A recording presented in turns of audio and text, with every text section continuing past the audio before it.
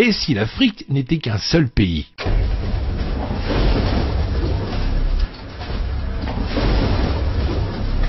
L'Afrique est un continent qui couvre 6% de la surface terrestre et 20% de la surface des terres émergées. Sa superficie est de 30 millions de kilomètres carrés avec les îles. L'Afrique compte actuellement 54 pays indépendants, mais que se passerait-il si tous ces pays s'unissaient aujourd'hui pour former un État africain uni ? À quoi ressembleraient les États d'Afrique unis et quelle serait la puissance de ce pays ? Alors, il faut savoir que l'Afrique est énorme et couvre plus de 20% des terres de ce monde. Il fait environ 3 fois la taille de l'ensemble de l'Europe. 1,2 milliard de personnes vivent actuellement en Afrique, soit 16% de la population mondiale. L'Afrique connaît actuellement le plus grand boom démographique du monde. La population du continent a doublé depuis 1990. Selon les estimations officielle de l'ONU, le continent devrait dépasser les populations de l'Inde et de la Chine réunies en 2100. La population de l'Afrique devrait atteindre 4 milliards de personnes d'ici 70 ans et va représenter plus de 39% de la population mondiale. La population de l'Afrique est actuellement la plus jeune au monde avec un âge médian de 19,7 ans comparé à la moyenne mondiale de 30,4 ans. Les taux d'alphabétisation sont également bas avec seulement 64% de la population considérée comme alphabète. Mais cela varie de région en région.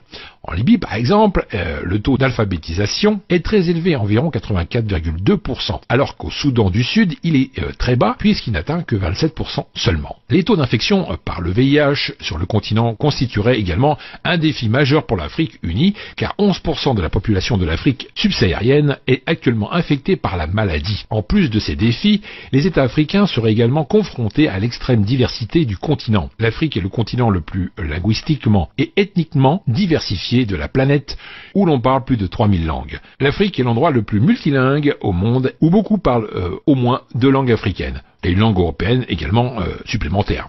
Une situation similaire à l'Afrique du Sud, où il y a 11 langues officielles. En Afrique du Nord, la langue la plus utilisée, c'est bien sûr l'arabe, et elle est parlée pas moins de 70% de la population vivant dans cette région. Nous avons 20% de la population vivant en Afrique du Nord qui parle le berbère. Dans les pourcentages restants, on y trouve l'anglais, le français et le portugais. Et pour la religion de cet État, 47% de la population serait musulmane, 47% serait chrétienne, 10% restera toujours dans les anciennes traditions africaines et 2% seraient athées ou sans religion. Passons maintenant aux 10 plus grandes villes de cet État. La plus grosse ville serait sans doute le Caire, avec une population estimée à 23 millions d'habitants, et en deuxième place, le Lagos, avec 22,9 millions. Ensuite, nous avons le Gauteng, avec 13 millions, puis Kinshasa, avec 12 millions, Nairobi, avec 8 millions, Luanda, 7,9 millions, Alger, 7,8 millions, Khartoum, 7,3 millions, Ibadan, 7,7 millions, et en 10e place, Dar es Salaam, avec 5,6 millions d'habitants. En ce qui concerne la puissance militaire de cet État, alors là, c'est du lourd, mes amis. L'État africain uni pourrait aligner plus de 5 millions de soldats. Elle pourrait avoir également 7 millions de réservistes.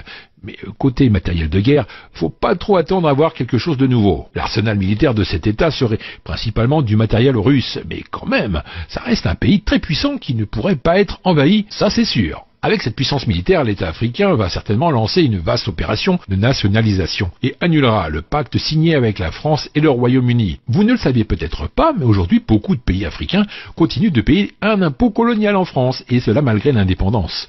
14 pays africains sont obligés par la France, à travers le pacte colonial, de mettre 85% de leurs réserves à la Banque centrale de la France, à savoir le Bénin, le Burkina Faso, la Guinée-Bissau, la Côte d'Ivoire, le Mali, le Niger, le Sénégal, le Togo, le Cameroun, la République centrafricaine, le Tchad, la République du Congo, la Guinée équatoriale et le Gabon. Enfin, sachez que la France ne leur permet d'accéder qu'à seulement 15% de leur argent par an. S'ils ont besoin de plus, les pays africains doivent emprunter. En ce qui concerne les richesses naturelles de cet État, il y a de quoi remplir les poches de tous les habitants de ce grand pays. En effet, l'Afrique détient 90% des ressources naturelles de platinium, 50% des ressources d'or, 50% des ressources de diamants et 33% des ressources d'uranium.